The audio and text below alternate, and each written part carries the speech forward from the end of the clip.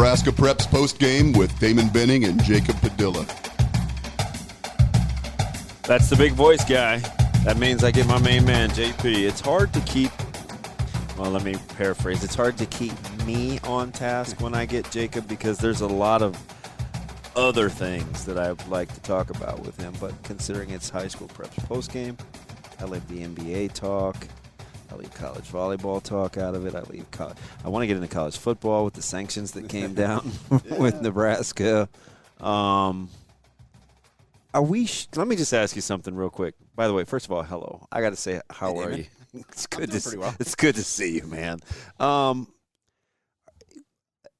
the penalties came down for Nebraska, in terms of the football team, and you can do with that what you will in terms of the 5 practices, the fine, probation, whatever that means. Yeah. Does that mean I just watch? Show cause? Yeah. Well, I don't know what the show cause is either. I don't either, like how that factors But do I just watch you closely if I'm on probation? Like, don't mess up? That seems to be kind of what it means, but I don't know the actual technical. You'd think I would. I kind of try to stay pretty well versed in this stuff, as do you. Yeah. I don't know what that is. Maybe that'll be something for the new overseer, the NCAA committee, after Emmert steps down in 2023. Which, by the way, why do you announce that so early? I much prefer the Jay Wright approach than Coach K.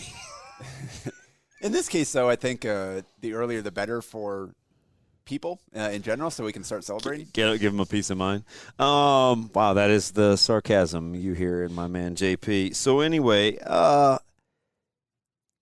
people keep assuming it's Rutledge, and maybe it was for the non-on-field position coaching. But am I crazy? Could it have been Ron Brown? Yeah, I mean, he wore headsets an awful lot for somebody that wasn't in that role until they made the coaching changes. Yeah, it seems like pretty much everybody is tying it into Rutledge and the.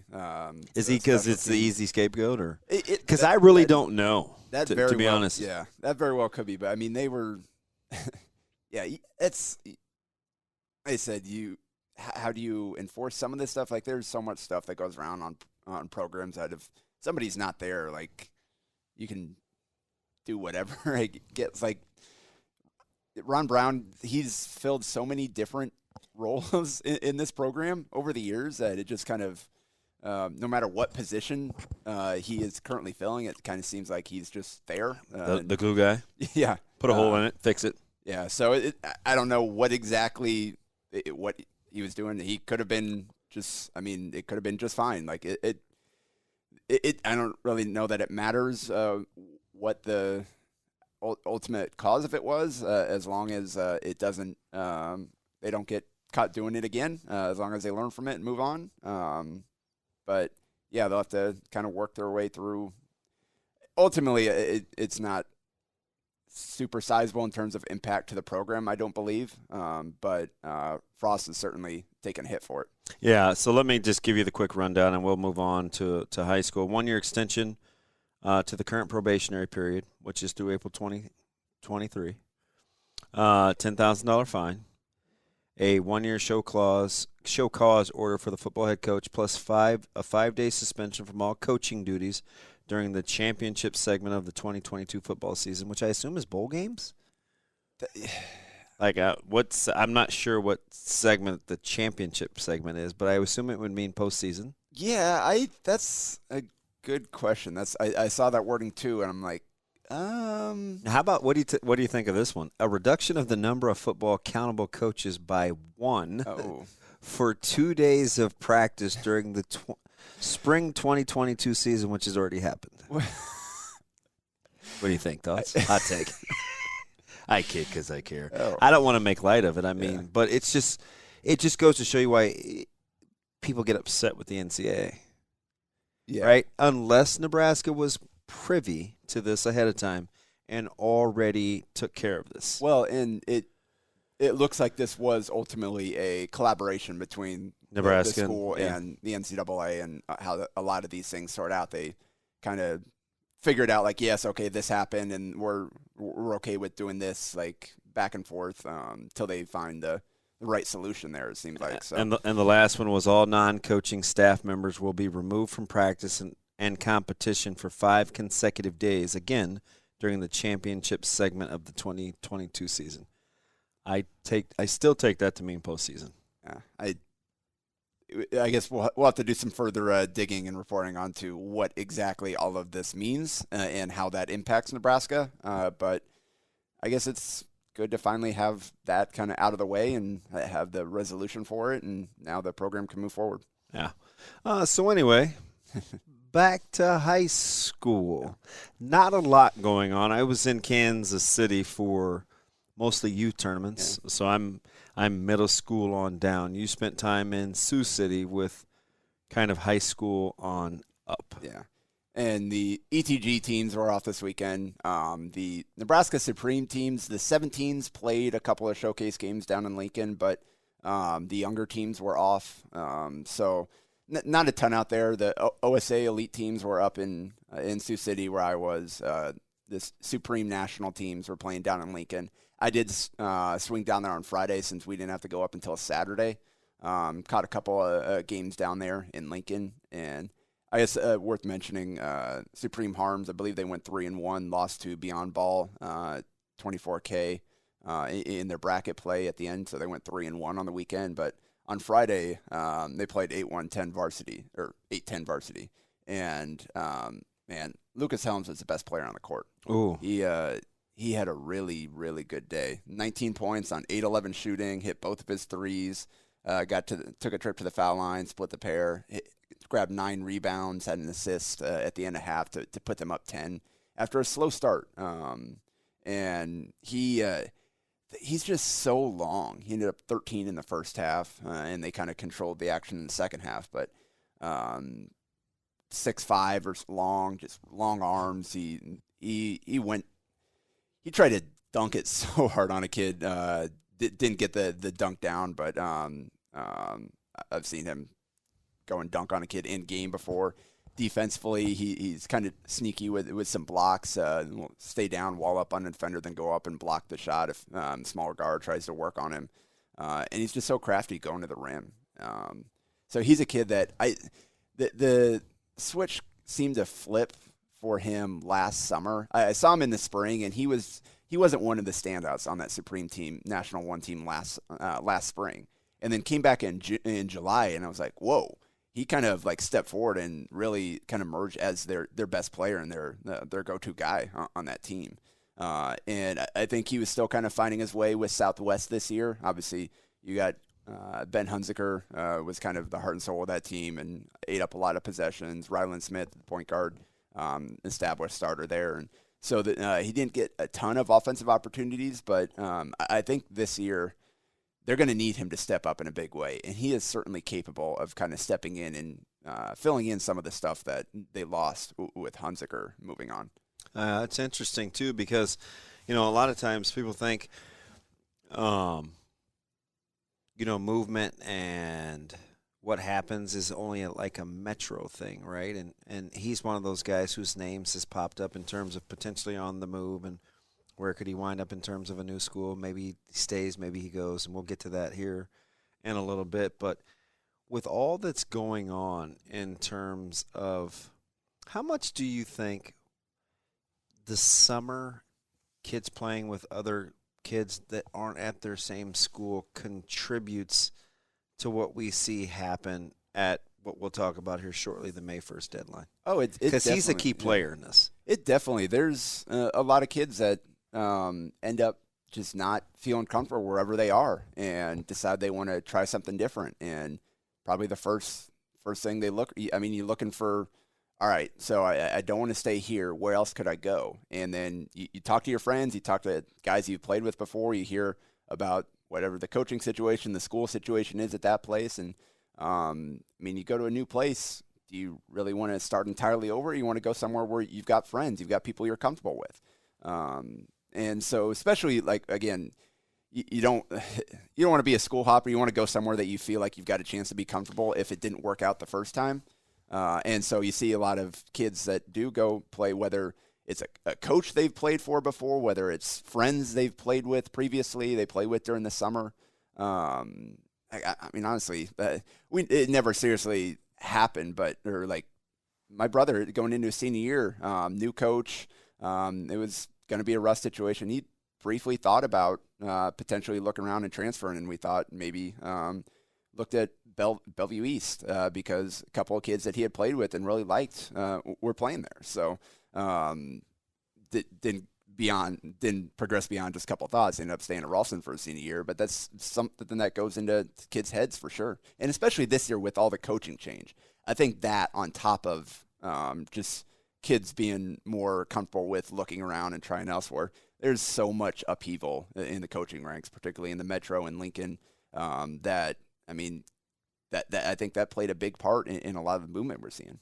Yeah, it's interesting. So one of the reasons why I like talking to you is we're almost polar opposites in terms of perception, but we're a lot alike in terms of how we actually think, right? My perception, I think the perception sometimes of me is much more of the public guy, the talker, sometimes I get labeled as a recruiter, even though, I mean, that's whatever, right? You're kind of an overseer, a results-oriented guy. We're probably closer to that. As you look at, one of the things that I like talking to you about is you're 4 kids. We're both 4 kids, and we typically don't get bent out of shape about what kids want to do, where they choose to go. You just hope that at some point it works out for them. Is that how you kind of view school choice as you're kind of watching this unfold? There was a big movement year with a lot of big names. Does it move your needle? Yeah, for sure. And again, like you said, I'm 4 kids. I want kids to land in good situations for them and where they're comfortable.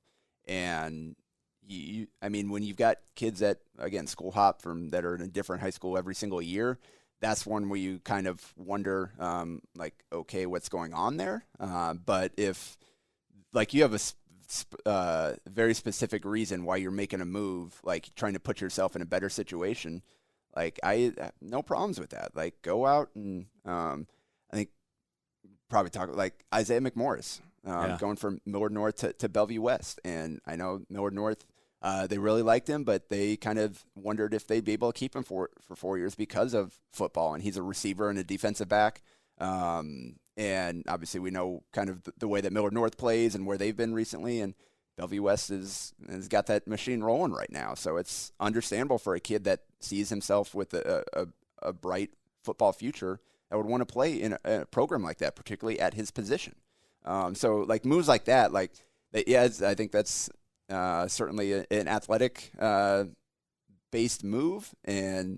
But if it's a kid that ultimately does have potential to do something beyond, I don't begrudge families for giving their kids the best opportunity to make the most of it and get to the next level. And so you're watching summer. We talk about it all the time, and a couple of big tournaments this weekend. I think we got the Great Lakes Showcase that's going on in Minnesota. Kansas City's got a big one coming up this weekend.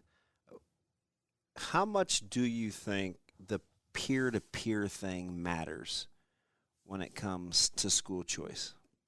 Like I said, I think for a lot of kids, it does. Everybody's got their own reasons for why they make choices, and some of it you see coming up out of middle school. That's when that choice is made, or kids decide to go to school together initially. Sometimes they go to their whether their home school or somewhere else they think they want to go to and change their mind. And then, like I said, you look for reasons to go somewhere else or connections elsewhere. And for some kids, that could be it. Sometimes maybe it's coach movement. You're really comfortable with the coach, which I think we've seen with a couple of choices here. So that's that. I mean, it's just like recruiting in anything. Ultimately, every situation is unique, and different people value things differently. It's all a lot of the same stuff that they're considering, but where they fall on that pecking order is an individual case-by-case basis. And so some kids, that's all they want. They want to go play with their friends and have fun, and that's how they make their choice. Some are focused on, all right, what's the best academic situation for me? Some focus on, okay, what athletic situation in terms of style of play and coaching and all that, how does that fit me? So ultimately, those are the decisions that all these kids and parents are making when they choose whether the initial school or when they decide to look elsewhere after they've already gotten there. So, let's get to it. You mentioned McMorris, kind of just in passing, a good basketball player, a good football player potentially. There's been a lot of movement in the offseason in terms of what's going on. It's going to affect both basketball, football. Let's first talk about, like, coaching, because coaching matters. You know this.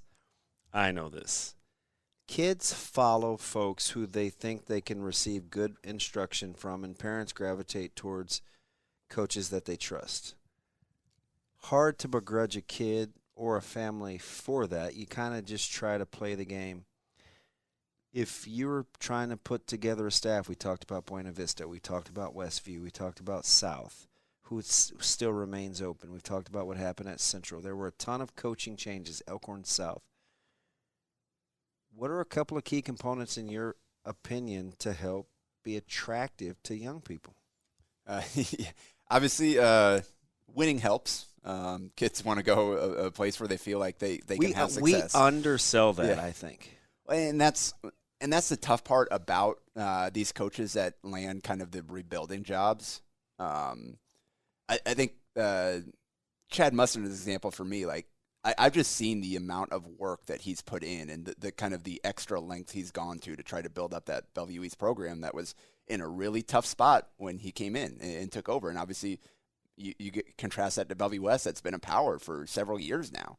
So that it's tough. Like, you need kids to win, but kids probably don't want to go there if you're not winning. So that is a huge part of it. Like, you really got to find ways to be unique and to do what you do well, and find the right kids that you can build around, and then hopefully make a leap from there. Just got to go step by step. But that is a part. Like, again, each kids are unique. Some are looking like they just want to go be part of a really good program. Some, like, we're fine just staying home and playing in our home district and going to school right down the street. Like, there are a lot of different things they have to account for, but winning is certainly a big part of it. And like I said, the style and, like, could you see yourself having success? Whether, like, not everybody's going to go to Miller North that just won state title, WS. Like, there are only so many spots for all these programs, so not everybody's going to go to the best of the best. But if you're a solid program, like, maybe you're not winning state titles, but you're above 500, you're playing a good style, you look like you might be building towards something. If kids can see themselves playing in that kind of situation, that works too. So it's not all just about who wins the most. It's about kind of how you do it. And Papio South and West Side come to mind, right? Basketball schools that haven't won state championships per se, but have become a desirable place to be for opportunity, right? That's different than a Bellevue West or a Prep or even an Omaha South, who we'll get to, right? I mean, between Chubbuck Sr., who's retired, Josh Lutke, Doug Woodard, Eric Behrens, those guys have dominated the last 12, 13 years in terms of state championships, where each of the aforementioned has double-digit state championships. Yeah. Hey, that's going to be state championships. Yeah, that's going to be attractive, right? Oh yeah, for sure.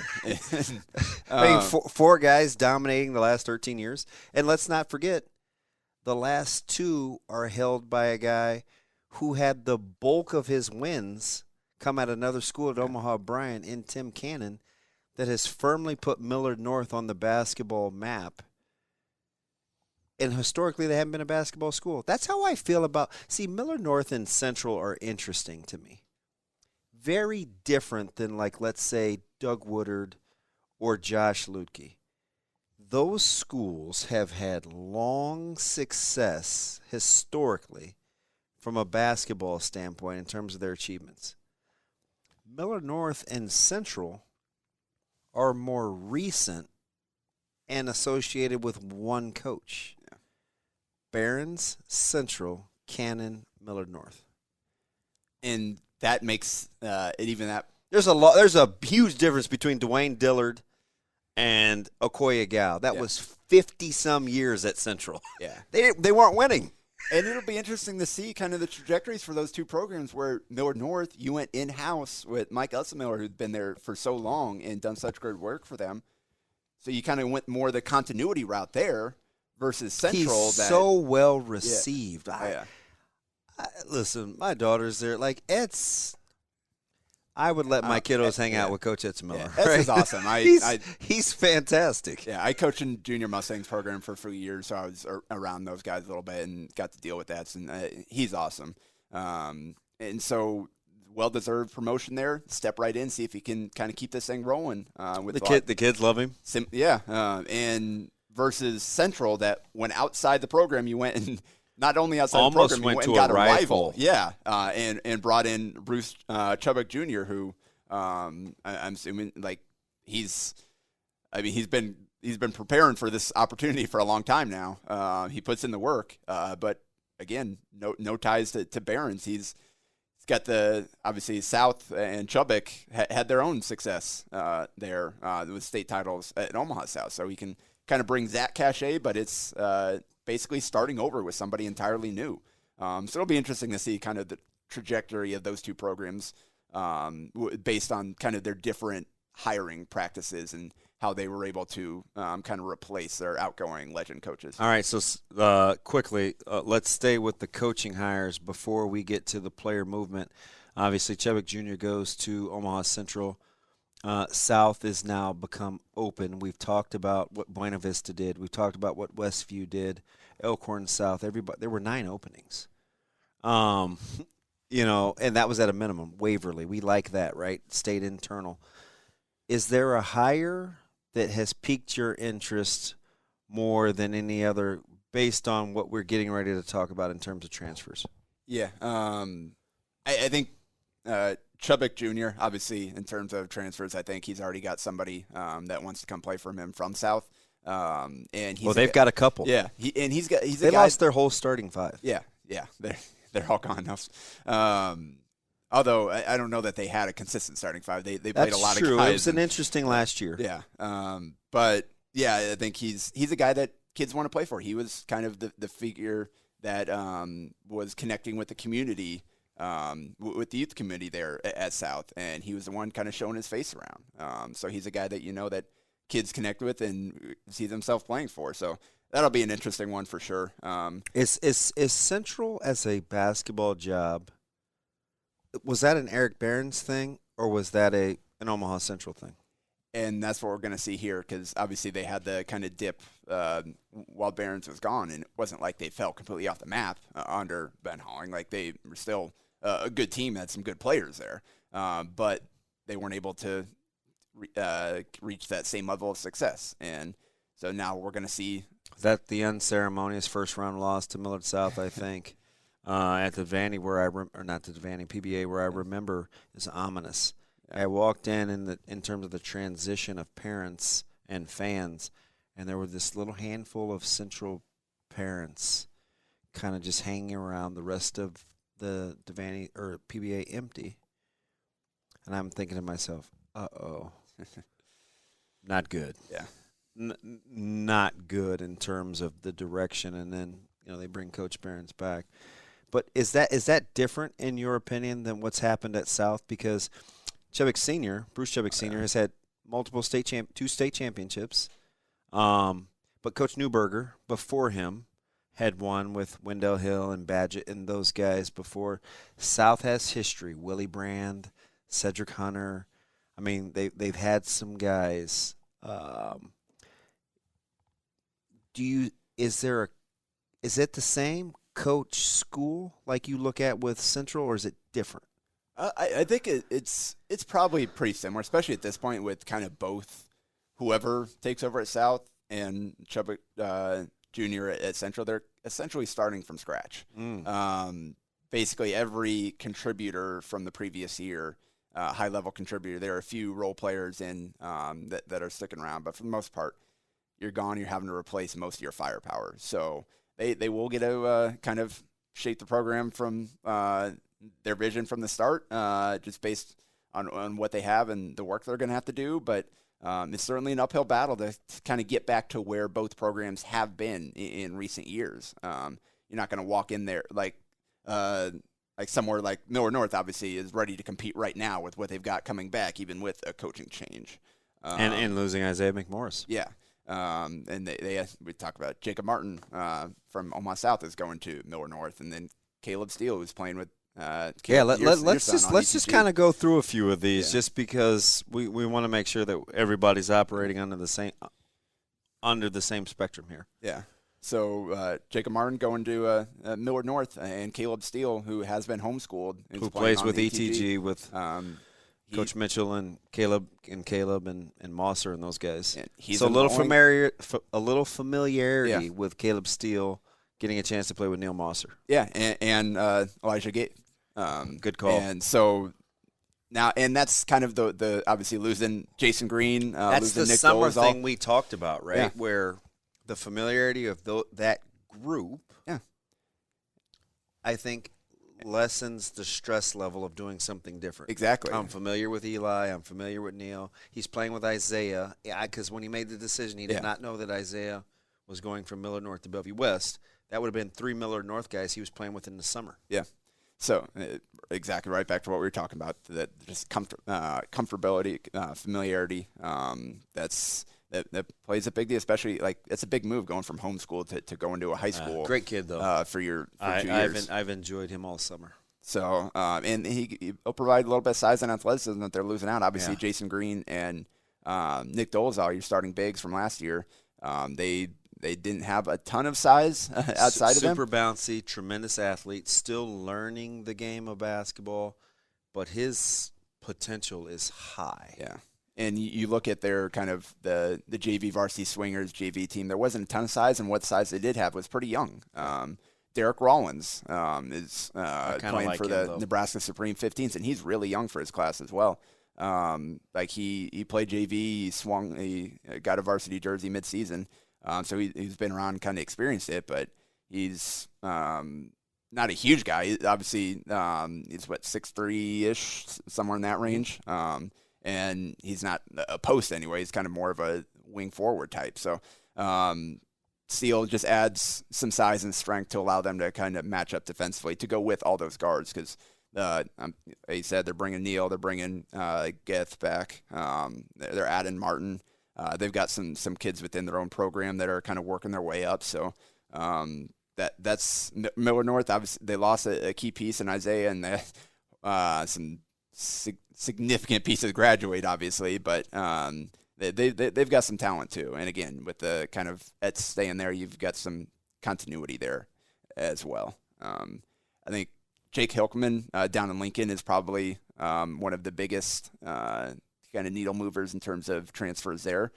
He's going from Lincoln North Star to Lincoln Southeast, and we talked about that Southeast roster, and we liked. Obviously, they didn't win a ton last year, but they went super young. They kind of like, we'll take our lumps now and hopefully build for the future with B.J. Bradford and a bunch of other young guys they were playing, and Tay Moore and Wade Voss, who I've been really impressed with. I really like him. A lot more versatility than people think. So you add Hilkeman there, and he's a really good fit for what they need. Slide right into the lineup to kind of complement those guys. And he's a guy that I really like. I like his upside. Just watching that Nebraska Supreme team play, watching him last year, he plays so hard. He rebounds well.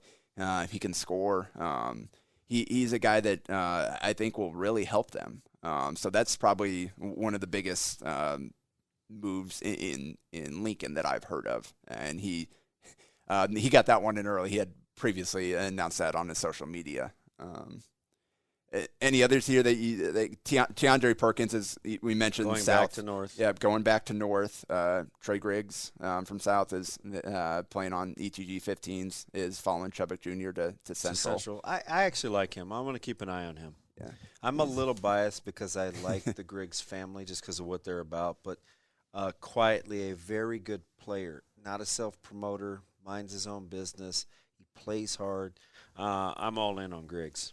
And Ricky Lofton, hoping for a speedy recovery from the knee injury that may cost him miss the summer. season. Yeah. So this year you may not reap the benefits of him coming to Omaha West Side. But again, another guy that has played with the guys at ETG when they were formerly OSA, playing in the Adidas Gauntlet. They're used to playing with him.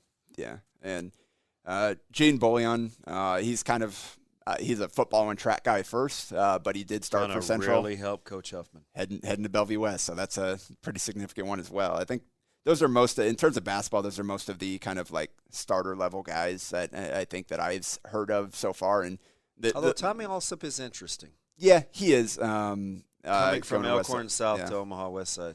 Yeah, and he's playing with Tamor and KG Gatwich this summer, and could for be that an powerhouse equally as good a football player. Yeah, and I think that's probably a part of the move as well. But although going from Elkhorn South to West Side, it's both pretty good football programs. But for the position he plays, he's probably thinking more opportunities at West Side. Really going to have.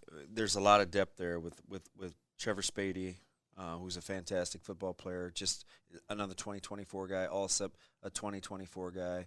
Teddy Rizak, who will play outside linebacker, moving from corner, gives me some versatility. It's going to be really, really good.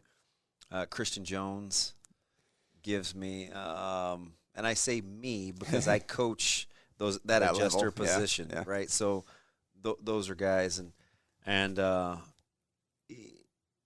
with Campbell coming over and McDonald, who from Omaha Burke following Coach Lamanji, between North, Bellevue West, and Omaha West Side, it's a lot of movement that really changes because I think Bellevue West and West Side were going to be good. Yeah. Anyway, North has done a really good job, I think, in terms of bouncing back, recovering. They had to sit a year. They're riding Coach Martin's momentum. He's widely respected in the community. He's just a guy people want to play for. There's no other real way for me to say that. Like, obviously having intimate knowledge of Coach Martin and what he's about. He's a player's coach that commands good discipline. And I'm sure what they did last postseason resonated. Yeah, getting Serco, like you said, Glassman. Coming off the lost year or two and the struggles that they went on early in the season, large part because of that, to kind of get back on track and make a splash with that big win at the end of the season. I'm sure it's like, okay, yeah, North is on their way back to where they were before the stoppages, and obviously they were competing for state tournament deep runs and titles previously under Coach Martin. So, and that's kind of where we are. Maljaw going from Millard South to Papio South, playing for Coach Heesier. Giving them more length and they need it, right? A little smaller. But listen, Bryson Ball's not a small guy. You still got to get more physical. Reese, a very good guard. They get good front court presence with Maljaw. Trey Mosman coming from Millard South to Platteview to pair with Connor Milliken, which that'll be interesting to watch. They will get their shots up. And again, there's another one where good friends that played together previously. Yeah, that's a key, right? Milliken and Mosman, very good friends. And Trey's kind of just never really found his place at Millard South, and so he's going somewhere else where he feels like he has a chance to be more comfortable and kind of play the role that he wants with a good friend. How about Isaiah McMorris going over to fit in with Eldon Turner, Jacob Arope? That's a Jaden Jackson who's a really good player. Now, McMorris and Jaden Jackson will have familiarity because they both play for ETG. again, And the level of comfortability that happens with playing with kids in the summer. yeah, it's Jackson we just keep Stubbe coming will back be a to that. senior. Yeah. Like, that's a dangerous. They're my preseason number one, but that's a good group. I'll say this: keep an eye on Omaha North. That roster on paper is pretty good, and they're coming, right? I think we like Delron Thomas. We like folks returning back to North. Taden, that's going to be an interesting roster to look at if you're just talking Metro, right? And I'll be curious to see what happens. Yep. Real quick before we get out of here, just Sioux City up there wasn't great competition, unfortunately. My team went 4-0 and by over 100 points. Do you have one loss on the year? We had two. So we're 14-2 now. We lost one on a buzzer beater the night after 7 guys had prom. So I hear it. The fact that we were even in that game, I'm like, okay, I'm all good with it. And then we lost by 10 to Supreme Harms last weekend. So that was, we were right in that game. So yeah, 14-2 off to a great start. We shot. It was 46 for 103 from 3 this weekend. That's pretty good. Yeah. And Yeah. so it's Evan Warner, 18 to 33 from 3 this weekend. I'm curious to watch him. Zach Grangenet, 10 for 16 from 3 this weekend.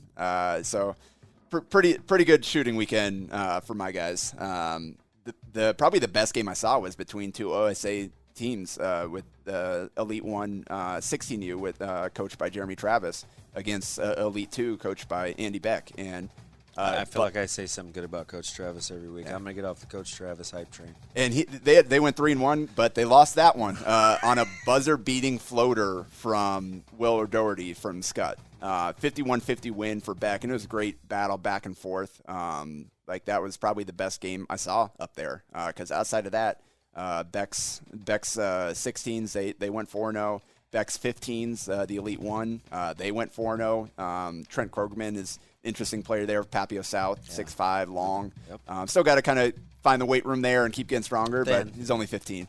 It's crazy. Yeah. Jet Smeal from Crane Prep shot the ball really well this weekend. They had a lot of guys on that 15s team that made an impact. Jeremy Travis' team. Camden Money had some really good games. Carson Jones from Creighton Prep. Camden Money from Millward North. And for OSA Elite Benedetto, the team right below ours, Jay and Gaius from Millward West had a really good weekend, and JT Evans from Omaha West Side shot the lights out. So they went 4-0 as well, had a really good win to close out the weekend. So all in all, pretty good weekend for OSA up there in Sioux City. That's an all-you-can-eat buffet. You sample what you want. We'll be back next week. More free food.